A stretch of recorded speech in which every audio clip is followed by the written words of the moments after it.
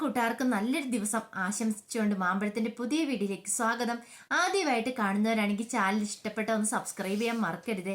അതോടൊപ്പം തന്നെ കണ്ടുകൊണ്ടിരിക്കുന്ന എല്ലാവരുടെ സപ്പോർട്ടിലേക്കും തുടർന്നും പ്രതീക്ഷിച്ചുകൊണ്ട് നമുക്ക് നേരെ കിരണിന്റെ കല്യാണിന്റെ ഒക്കെ ഇന്നത്തെ അടിപൊളി വിശേഷത്തിലേക്ക് അങ്ങോട്ട് പോയാലോ. ഇന്നത്തെ വിശേഷത്തിൽ കാണിച്ചിരിക്കുന്നത് സോണിയുടെ ആൽബിയുടെ ആദ്യ രാത്രിയാണ്. അപ്പം ആൽബിയുടെ അമ്മ വന്നിട്ട് പറഞ്ഞു, മോളെ ചാരുമോളെ ഞാൻ നോക്കിക്കോളാം, മോള് മുറിയിലേക്ക് പൊക്കോളാൻ പറയണം. വേണ്ടമ്മേ, ഞാൻ കുഞ്ഞിനെ കൊണ്ടക്കോളാം എന്ന് പറയാം.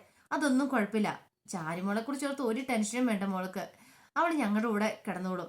ഇപ്പം ഞങ്ങള് അവളുടെ ആ മുത്തശ്ശനും മുത്തശ്ശിയല്ലേ എന്ന് പറയാണ്. ധൈര്യമായിട്ട് മോള് പൊക്കോ. പക്ഷെ ഒരു ബുദ്ധിമുട്ടുണ്ടായിരുന്നു, ഇനി ചാരുമോള് കാരണം ഇവർക്ക് എന്തെങ്കിലും പ്രശ്നം ഉണ്ടാവുന്ന, അതെ ഉറക്കത്തിൽ കിടന്ന് കരയും എന്തെങ്കിലും ചെയ്തിട്ടുണ്ടെങ്കിൽ വിളിക്കാൻ മറക്കല്ലേ കേട്ടോ അമ്മയെന്ന് പറയണം. അങ്ങനെയൊന്നും ഉണ്ടാവില്ല, ഇപ്പൊ ചാരുമോളും ഞങ്ങളോട് നല്ല കൂട്ടായിട്ടുണ്ട്, ഇനി അവൾക്ക് ഒരു പ്രശ്നം ഉണ്ടാവില്ലെന്ന് പറയണം. അങ്ങനെ സോണിനെ മുറിയിലേക്ക് ആക്കുവാണ് ആൽബിയുടെ അമ്മ. മുറി ചെന്ന് കഴിയുമ്പോൾ ആൽബി കാത്തിരിക്കുന്നുണ്ടായിരുന്നു. പക്ഷെ സോണിയുടെ ഉള്ളിൽ വല്ലാത്തൊരു സങ്കടമൊക്കെ ഉണ്ടായി അങ്ങ് ചെന്ന് കഴിഞ്ഞപ്പോഴത്തേനും. ഒരു വശത്ത് ചാരുമോള്, അതോടൊപ്പം തന്നെ ഒരു വശത്ത് വിക്രത്തിനെ കുറിച്ചുള്ള ചിന്തകളൊക്കെ വരുവാണ്. ആദ്യം ഒരു കല്യാണം കഴിഞ്ഞതായിരുന്നല്ലോ, അതൊക്കെ പെട്ടെന്ന് കൂടെ മറക്കാൻ പറ്റുന്ന കാര്യമല്ല. തന്നെ ചതിച്ച് കല്യാണം കഴിച്ചവൻ അവന്, എന്നിട്ടോ തന്റെ ജീവിതം കുട്ടിച്ചോറാക്കുക ചെയ്തേ. ഇപ്പൊ വേറൊരു വിവാഹത്തിലേക്ക് കാലെടുത്ത് വെച്ചിരിക്കുകയാണ്. ഇതെങ്കിലും നല്ലതായിരിക്കണം ഭഗവാനെ, ഒരു കുഴപ്പം ഉണ്ടാവില്ല. ഇങ്ങനെ വന്ന് സോണി ഇങ്ങനെ നിന്ന് കഴിയുമ്പോഴത്തേന് ആൽബി കുറെ സമയത്ത് സോണിയെ ശ്രദ്ധിക്കുന്നു. എന്തു പറ്റി സോണി, നിനക്ക് എന്താ മൊത്തം വല്ലായിക, എന്തേലും ബുദ്ധിമുട്ടുണ്ടോ, തലവേദനയോ മറ്റു കാര്യങ്ങൾ എന്തേലും ഉണ്ടോ നീ? കുഴപ്പമൊന്നുമില്ല. അല്ല ചാരുമോൾ എന്തേ? ചാരുമോളെ അമ്മ നോക്കിക്കോളാന്ന് പറഞ്ഞു, അമ്മയുടെ അടുത്തുണ്ടെന്ന് പറയണത്. അല്ല എനിക്ക് കുഴപ്പമൊന്നുമില്ല കേട്ടോ, ചാരുമോളെ കൊണ്ടുവന്ന് ഇവിടെയൊക്കെ കൊണ്ടുവന്ന് കിടത്തിക്കോ, എനിക്ക് പ്രശ്നമൊന്നുമില്ല എന്ന് പറയണേ. അത് വേണ്ട, അമ്മ നോക്കിക്കോളാന്ന് പറഞ്ഞു. ഇനിയിപ്പൊ എന്തേലും അവള് വഴക്കുണ്ടാക്കും എന്തെങ്കിലും ചെയ്യുവാണെങ്കിൽ കൊണ്ടുവന്നോളാന്ന് പറഞ്ഞു. എന്നാ ബാ ഇവിടെ ഇരിക്കാൻ പറഞ്ഞ് സോണിനെ അവിടെ പിടിച്ചിരുത്തുവാണ്. എന്ത് പറ്റിയടോ, തന്റെ മുഖത്ത് ഞാൻ കുറെ സമയമായിട്ട് ശ്രദ്ധിക്കുന്നു, വേറെന്തോ പ്രശ്നം തന്നെ അലട്ടുന്നുണ്ടല്ലോ എന്ന് പറയാം. ഞാൻ വിക്രത്തിനെ കുറിച്ച് ഓർത്തേന്ന് പറയും. വിക്രത്തിനെ കുറിച്ചോ? അവനെ കുറിച്ച് എന്നാ ഈ സമയത്ത് ചിന്തിച്ചേ? അവന്റെ ജീവിതത്തിലേക്ക് ഞാൻ കടന്നു ചെല്ലുമ്പോൾ ഏറെ പ്രതീക്ഷയോട് കൂടിയാണ് കടന്നു ചെന്നിരുന്നത്. പക്ഷെ ആ ജീവൻ താറുമാറായി പോയി. അതിന്റെ ദുരനുഭവങ്ങൾ ഇപ്പോഴും എന്റെ ജീവിതത്തിൽ ഉണ്ടായിക്കൊണ്ടിരിക്കുന്നുണ്ട്. അതൊന്നും എനിക്ക് മറക്കാൻ പറ്റുന്ന കാര്യമല്ല. അല്ല അതിപ്പോ പറയാനുള്ള കാരണം, നമ്മള് സ്നേഹിച്ച് വിവാഹം കഴിച്ചെന്ന് പറയാൻ പറ്റില്ല. അച്ഛൻ്റെ അമ്മയുടെ എല്ലാ അനുഗ്രഹത്തോടു കൂടി കല്യാണം കഴിച്ചാണിത്. പക്ഷേങ്കിൽ നാളെ ഒരു ദിവസം വിക്രം കയറി വന്നിട്ട് എന്തെങ്കിലും അനാവശ്യമൊക്കെ പറഞ്ഞിട്ടുണ്ടെങ്കിൽ അതൊക്കെ കേട്ടിട്ട് എന്നെ കുറ്റപ്പെടുത്തുവോ, എന്നെ വേദനിപ്പിക്കുകയോ എന്തെങ്കിലും ചെയ്യുവോ, അങ്ങനെ എനിക്ക് ടെൻഷൻ ഉണ്ടെന്ന് പറയണം. അതാണോ കാര്യം? അതൊന്നും ഓർത്ത് താൻ വിഷമിക്കണ്ട കേട്ടോ, അങ്ങനെയൊന്നും ഞാൻ ചെയ്യത്തില്ല. ഇത്രയും നാളായില്ല എന്നെ പരിചയപ്പെട്ടിട്ട്, ഞാൻ അങ്ങനെ ഒരുത്തനാന്ന് തോന്നിയിട്ടുണ്ടോ എന്ന് ചോദിക്കണം. ഇല്ല, അങ്ങനെയൊന്നും തോന്നിയിട്ടില്ല. പക്ഷെ മനുഷ്യന്റെ കാര്യമല്ലേ, എനിക്ക് അങ്ങനെ ഒരു ടെൻഷനൊക്കെ ഉണ്ട്. അതൊന്നും ഓർത്ത് എൻ്റെ മോൾ ഇനി വേദനിക്കണ്ട കേട്ടോ. വിക്രം എന്നല്ല, ആര് വന്ന് എന്തൊക്കെ പറഞ്ഞു പറഞ്ഞാലും ഞാൻ ഇനി നിന്നെ ആർക്കും വിട്ടുകൊടുക്കാൻ പോകുന്നില്ല. പിന്നെ അവരൊക്കെ പറയുന്നവർ പറഞ്ഞോട്ടെ, എല്ലാവരുടെയും വാ മൂടിക്കെട്ടാൻ നമുക്ക് പറ്റില്ല. അവര് പറഞ്ഞ് വാ കഴിച്ചുമ്പോൾ അവരങ്ങോട്ട് പൊക്കോളും. ഇനി ഇതിന്റെ പേര് നമ്മൾ തമ്മിൽ ഒരു പ്രശ്നവും ഉണ്ടാവത്തില്ല. ചാരുമോളെ ഇനി ഞാൻ വിട്ടുകൊടുക്കാനും പോകുന്നില്ല. അവനിനി കുഞ്ഞിന്റെ അച്ഛനാന്ന് പറഞ്ഞ് വന്ന് ചോദിച്ചാലും ചാരുമോളെ ഞാൻ കൊടുക്കില്ല. ഇനി ഭാവിയിൽ നമുക്ക് ഇനിയിപ്പോ ഒന്നല്ല രണ്ടല്ല എത്ര കുഞ്ഞുങ്ങളുണ്ടായാലും നമ്മുടെ മൂത്ത കുട്ടി ചാരുമോളായിരിക്കും. അതോർത്ത് ഒരു ടെൻഷനും വേണ്ടെന്ന് പറയാം. സോണിക്ക് സന്തോഷമായി. ആൽബി സോണിനെ ചേർത്ത് പിടിച്ച് നെറ്റിയിലൊരു ഉമ്മ കൊടുക്കുവാണ്. സോണിക്ക് ഇപ്പോഴാണ് ശരിക്കും ഒരു സമാധാനമായത്. പിന്നീട് കാണിക്കുന്ന കിരണും കല്യാണിയും കൂടെ സംസാരിച്ചുകൊണ്ടിരിക്കുന്നു. കിരൺ പറഞ്ഞു, എന്താണെങ്കിലും അയാൾക്കുള്ളത് പതുക്കെ പതുക്കെ നമുക്ക് കൊടുക്കണം കല്യാണം, ശരിയാ.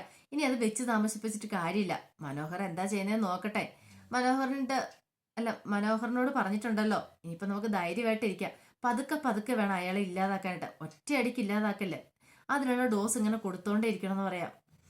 കിരമണി ശരിയാ കല്യാണി പറഞ്ഞത്. ഇനി അയാൾക്ക് നമ്മൾ മാപ്പ് കൊടുക്കില്ല. ഇത്രയും കാലം നമ്മൾ അയാൾ ചെയ്ത തെറ്റുകളൊക്കെ ക്ഷമിച്ചുകൊണ്ടിരുന്നു.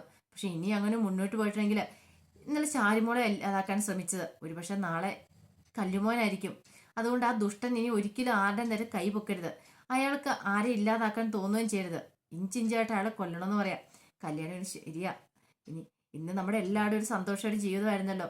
ഇന്നിങ്ങനെ ആ കാര്യങ്ങളൊക്കെ നടക്കുന്ന സ്വപ്നത്തിൽ പോലും വിചാരിച്ചില്ല. എന്തൊക്കെ തടസ്സങ്ങളായിരുന്നു കല്യാണി. എല്ലാ തടസ്സങ്ങളും മാറി അവരെങ്ങനെ ഒന്നായില്ലേന്ന് ചോദിക്കുകയാണ്. കല്യാണി ശരിയാ, അവർ രണ്ടുപേരും ഒന്നാവണം എന്നുള്ളായിരുന്നു ദൈവത്തിന്റെ തീരുമാനം.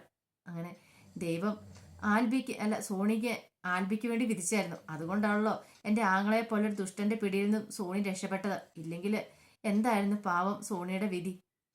കഷ്ടകാലം പറഞ്ഞിട്ട് കാര്യമില്ല. എൻ്റെ ആങ്ങളെയെന്ന് പറഞ്ഞിട്ട് കാര്യമില്ല. അവനെപ്പോലൊരു ദുഷ്ടനെ എൻ്റെ ജീവിതത്തിൽ കണ്ടിട്ടില്ല. അവനെ പറഞ്ഞിട്ട് കാര്യമില്ല. അവന്റെ അച്ഛനെന്ന് പറഞ്ഞ പ്രകാശനുണ്ടല്ലോ, അവനെയും കൂടെ പറയണമെന്നും കിരണും പറയണം. കിരണും അങ്ങോട്ട് ദേഷ്യം അടക്കാൻ പറ്റുന്നുണ്ടായിരുന്നില്ല. ഈ സമയത്ത് പ്രകാശനും ഇവർക്കൊണ്ട് സംസാരിച്ചുകൊണ്ടിരിക്കുകയായിരുന്നു. പ്രകാശന് ഭയങ്കര സന്തോഷമായിരുന്നു. എൻ്റെ മോനെ, എന്നാലും ഹ്, എന്തൊക്കെയായിരുന്നു അവളുടെ മനസ്സിലെ ആഗ്രഹങ്ങൾ. ഇന്ന് അവളുടെ കല്യാണം കഴിഞ്ഞ് ആദ്യരാത്രിയുടെ സമയമായിരുന്നു. എല്ലാം പൊളിഞ്ഞ് പാളീസായി പോയില്ലായിരുന്നു ചോദിക്കുകയാണ്. വിക്രം പറഞ്ഞു, അവളുടെ കല്യാണം ആദ്യരാത്രി അതൊന്നും നടക്കാൻ പോകുന്ന കാര്യമല്ല അച്ഛാ. അവൾക്കൊരു ആദ്യരാത്രി ഉണ്ടായിരുന്നെങ്കിൽ അത് ഈ വിക്രത്തിനോടൊപ്പമായിരുന്നു. ഇനി ഉണ്ടെങ്കിലും അങ്ങനെ തന്നെ ആയിരിക്കും. ഇനി ഒന്നും നടക്കാൻ പോകുന്നില്ല. ഏതൊക്കെ കല്യാണം വന്നു പറഞ്ഞാലും ആ കല്യാണമൊക്കെ മുടക്കുന്ന കാര്യം ഞാൻ ഏറ്റെന്ന് പറയാണ്. അല്ല മോനെ, ഇങ്ങനെ പറഞ്ഞുകൊണ്ടിരുന്നിട്ട് കാര്യമില്ല. കാര്യങ്ങളൊക്കെ ചെയ്യണം. ഇനി അവൾക്ക് ഏത് വിവാഹം വന്നാലും അതില്ലാതാക്കാനുള്ള കാര്യങ്ങളൊക്കെ നീ നോക്കണം എന്ന് പറയാം. അത് അച്ഛൻ എനിക്ക് വിട്ടു തന്നേരെ. ഇനി അവൾ കിടന്ന് കരയും. കരയും നമ്മൾ കാണും. അവള് മാത്രമല്ല, അവളുടെ ആങ്ങളെയും എൻ്റെ പെങ്ങളെന്ന് പറഞ്ഞ കല്യാണി ഉണ്ടല്ലോ, അവരെല്ലാം കിടന്ന് കരയുന്ന കാണണം. സോണീനെയും കുഞ്ഞിനെയൊക്കെ ഓർത്തിട്ട് ആ കാഴ്ചയ്ക്ക് വേണ്ടിയില്ലേ ഞാൻ കാത്തിരിക്കുന്നു പറയാണ്. കുറേ സമയം കഴിഞ്ഞ് ശരണ്യം കൂടെ നോക്കുമ്പോഴത്തേനും അച്ഛനും മോനും ഭയങ്കര സന്തോഷത്തിൽ. ആ സന്തോഷിക്കട്ടെ, ഈ സന്തോഷത്തിന് അധികം ആയുസ് ഉണ്ടാവില്ലടാ. ഞാൻ ആരാണ് നീ ശരിക്കും അറിയാൻ പോകുന്നുള്ളൂ. നീയാണ് ശരിക്കും തകരാൻ പോകുന്നത്. ആ തകർച്ച നീ കാണാനായിട്ട് നീ കാത്തിരുന്നെന്ന് ശരണ്യം മനസ്സിൽ പറഞ്ഞിട്ട് അങ്ങോട്ട് പോവാണ്. കുറെ സമയം ഭാനുമതിയും വന്നിട്ട് പറഞ്ഞു, അതെ നാളെ വലിയ സദ്യയൊക്കെ ഇവിടെ ഉണ്ടാക്കുന്നുണ്ട്, മോനിവിടെ കാണില്ലേന്ന് ചോദിക്കണം. പിന്നെ ഞാൻ കാണാതെ ഞാൻ എങ്ങോട്ട് പോകാനാ മുത്തശ്ശിനി ചോദിക്കുകയാണ്. നാളെ വിരുന്നിന് വിളിച്ചിട്ടുണ്ട് അവളുടെ കൂട്ടുകാരികളെ. എത്ര നാളായി നല്ലൊരു സദ്യ കഴിച്ചിട്ട്. സാധനങ്ങളൊക്കെ മേടിച്ചു തരുമായിരിക്കും. ഞാൻ സദ്യയൊക്കെ ഉണ്ടാക്കാം. നമുക്ക് സോണിയുടെ കല്യാണം മുടങ്ങിയതിന്റെ ആ ആഘോഷമായിട്ട് ഈ സദ്യനെ അങ്ങ് കാണാം. ഒരു നല്ല കാര്യമല്ലേന്ന് ചോദിക്കും. ഇന്ന് ആ സദ്യ ഉണ്ടാക്കണമെന്നായിരുന്നു എൻ്റെ ആഗ്രഹം. അത് കുഴപ്പമില്ല, നാളെ ആളിലും മതിയെന്ന് പറയാം. വിക്രം പറഞ്ഞു, ഈ മുത്തശ്ശിയുടെ ഒരു കാര്യം, മുത്തശ്ശിക്ക് ഇത്ര സ്നേഹം ഉണ്ടായിരുന്നു എന്നോടല്ലേന്ന് ചോദിക്കണം. പിന്നെ നിന്നോട് സ്നേഹം ഇല്ലാതിരിക്കോ? നീ എൻ്റെ കൊച്ചുമോനല്ലേന്ന് ചോദിക്കുകയാണ്. പ്രകാശം പറഞ്ഞു, അതെ ഇനി അധികം ഇരിക്കണ്ട, എല്ലാവരും പോയി കിടന്നു. രാവിലെ എഴുന്നേക്കാനുള്ളതല്ലേ. നമുക്ക് ഈ സന്തോഷം നാളെ അങ്ങോട്ട് അടിച്ചു പൊളിച്ച് ഒന്നുകൂടെ അങ്ങോട്ട് ആഘോഷിക്കാന്ന് പറയാണ്. പിന്നെ കാണിക്കുന്നത് രാഹുൽ ആകെപ്പാടെ വിളറി പിടിച്ചിരിക്കുവാണ്. എന്ത് ചെയ്യണം എന്നറിയത്തില്ല. ആ വീഡിയോ ആയിരുന്നു മനസ്സ് മുഴുവൻ സോണിയുടെ ആൽബിയുടെ. ആൽബി സോണിയുടെ കഴുത്തിൽ മാലയിടുന്നത്. താൻ ഇത്രയും ചെയ്തൊക്കെ വെറുതെ ആയിപ്പോയി. ഇനിയിപ്പോൾ ഇങ്ങനെ മുന്നോട്ട് പോയിട്ട് കാര്യമില്ല. എന്തെങ്കിലും അറ്റകൈ പ്രയോഗം നടത്തിയിട്ടേ കാര്യമുള്ളൂ. അവനും അവളും കൂടെ അവറ്റകളെ ഇല്ലാതാക്കിയിട്ട് ആ സ്വത്ത് കൈക്കലാക്കണമെന്നൊരു മോഹം ഉണ്ടായിരുന്നു. അതും നടന്നില്ല. പിന്നെ പറഞ്ഞിട്ട് കാര്യമില്ല. ഇവിടെ ഉള്ളതുങ്ങളോട് താൻ എന്തൊക്കെ പറഞ്ഞിട്ട് കാര്യമില്ല. തനിക്ക് ഭ്രാന്താന്നും വിചാരിച്ചുകൊണ്ടിരിക്കണേ. ആദ്യം ആ മനോഹരനെ ഇല്ലാതാക്കണം. എന്നെങ്കിൽ മാത്രമേ തൻ്റെ മോളെ തനിക്ക് സ്വന്തമായിട്ട് കിട്ടുള്ളൂ.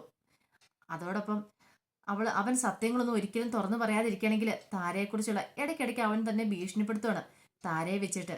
അപ്പൊ ആദ്യം അവനെ അങ്ങ് തീർത്ത് കളയുവാണെങ്കിൽ ഇമാതിരി പ്രശ്നങ്ങളൊന്നും ഉണ്ടാവില്ല. പിന്നെ താൻ വരച്ച വരയെ തന്നെ നിൽക്കും. ഷാരീസ് അറിയും. അവരോട് സത്യങ്ങളൊക്കെ പിന്നീട് ധൈര്യമായിട്ട് തുറന്നു പറയുകയും ചെയ്യാം. തനിക്ക് പേടിക്കുകയൊന്നും ചെയ്യണ്ട. അതിനെന്തെങ്കിലും ഉടനെ ഒന്ന് ചെയ്തേ മതിയാവുള്ളൂ എന്ന് രാഹുൽ ഇങ്ങനെ തലപോഞ്ഞ് ആലോചിച്ചുകൊണ്ടിരിക്കുകയാണ്. ഈ സമയത്താണ് ഷാരി അങ്ങോട്ട് വരുന്നത്. ഷാരി വന്നിട്ട് അടിപൊളി രാഹുലിനെ ഒന്ന് നോക്കി, എന്തെങ്കിലും പ്രത്യേകതകളോ കാണുന്നുണ്ടോ? ഇങ്ങനെ എങ്ങനെയും ഒന്ന് ഹോസ്പിറ്റലിൽ കൊണ്ടുപോകണം. നാളെ എന്തെങ്കിലും കാരണം പറഞ്ഞ് വേണം കൊണ്ടുപോകാനായിട്ട്. ഷാരി വന്നിട്ട് ചോദിച്ചു, അല്ല രാഹുലേട്ടൻ ഉറങ്ങുവാണോ? നിൽക്കും. ഇല്ല ഉറങ്ങുമല്ല, എന്താ കാര്യം? അതെ നാളെ നമുക്ക് പുറത്തു വരെ പോയാലോ? എനിക്ക് ക്ഷേത്രത്തിൽ ഒന്ന് പോകണമെന്ന് പറയാം. അതെന്തിനാ? ക്ഷേത്രത്തിൽ സാധാരണ എല്ലാവരും എന്തിനാ പോന്ന് പ്രാർത്ഥിക്കാന്. രാഹുലേട്ടനും പറഞ്ഞെന്ന് പറയാം. ഞാൻ വരുന്നൊന്നുമില്ല.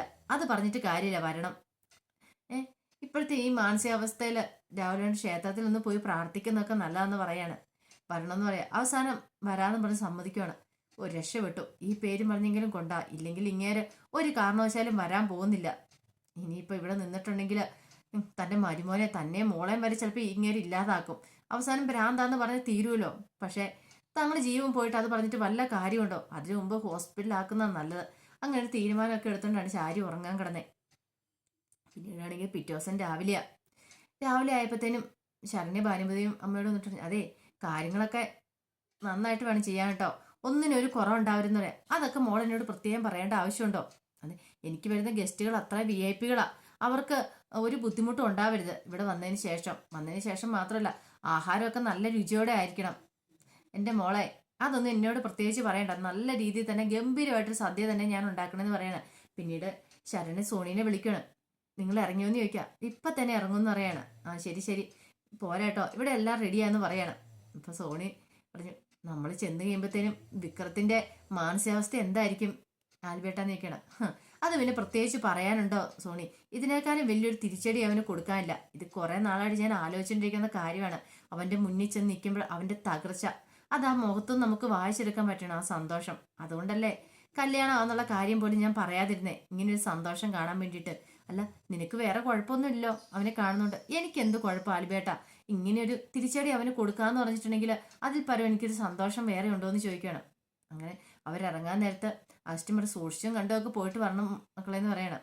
ശരി, ചാരിമോളെ കൊണ്ടുപോയില്ല, ചാരിമോളെ കൊണ്ടുപോകണം കേട്ടോ, നിങ്ങൾ രണ്ടും തന്നെ പോയാൽ മതി എന്ന് ആസ്റ്റം പറഞ്ഞു. കാരണം ചാരിമോളെ അവൻ കാണണ്ട, അവന്റെ കുഞ്ഞല്ലേ, അവൻ അങ്ങനെ കാണണ്ട, ചിലപ്പോൾ അതിന്റെ പേരിൽ ഇനി എന്തെങ്കിലും വഴക്കുണ്ടായാലോ, അതും പറയാൻ പറ്റില്ല. അതുകൊണ്ട് സോണിയും ആൽബിയാണ് വരുന്നത്. അങ്ങനെ കാത്തിരുന്ന അവസാനം സോണിയും ആൽബിയും കൂടെ ശരണ്യയുടെ വീട്ടിലേക്ക് വരുവാണ്. ശരണ്യ അവരെ കണ്ട വാ കയറി വരാമെന്ന് പറഞ്ഞ് ക്ഷണിക്കുകയാണ്. പിന്നീട് അകത്തേക്ക് എന്നിട്ട് പറഞ്ഞു, അതെ അവർ വന്നിട്ടുണ്ട്, എൻ്റെ ഫ്രണ്ടും അവരുടെ ഹസ്ബൻഡും, വാ വിക്രം ഇറങ്ങി വരാൻ പറയാണ്. അങ്ങനെ വിക്രം അങ്ങോട്ട് ഇറങ്ങി വരുവാണ്. വിക്രം ഇറങ്ങി വരുമ്പോൾ കാണുന്ന കാഴ്ച സോണി ആൽബിയും കൂടെ വന്ന് നിൽക്കുന്നു. അപ്പൊ സോണിയുടെ കല്യാണം കഴിഞ്ഞോ, താൻ എന്താ കാണുന്നേ? ഒരു നിമിഷം വിക്രത്തിന് എന്താ മുന്നിൽ കാണുന്നത് പോലും മനസ്സിലാക്കാൻ പറ്റിയില്ല. ചതിയാണല്ലോ ഭഗവാനെ, ഇവളുടെ കൂട്ടുകാരി ഇവളായിരുന്നു, സോണിയായിരുന്നോ? ഇവളുടെ വിവാഹം കഴിഞ്ഞോ? അപ്പം ആൽബി തന്നോട് പറഞ്ഞെല്ലാം കള്ളത്തരമായിരുന്നു. ഓർത്ത് കഴിഞ്ഞപ്പോ സമനില തെറ്റുന്ന പോലെ വിക്രം നിൽക്കുവാണ്. എന്ത് ചെയ്യണം എന്നറിയത്തില്ലാതെ. അതിന്റെ വിശേഷങ്ങളൊക്കെ ഇന്ന് കണ്ടേന്ന് പറഞ്ഞിട്ടുണ്ടെങ്കിൽ അപ്പൊ ഇതിൻ്റെ അകത്ത് പ്രമോ വിശേഷം കൂടെ ഉൾപ്പെടുത്തിക്കൊണ്ട് പറഞ്ഞു കേട്ടോ.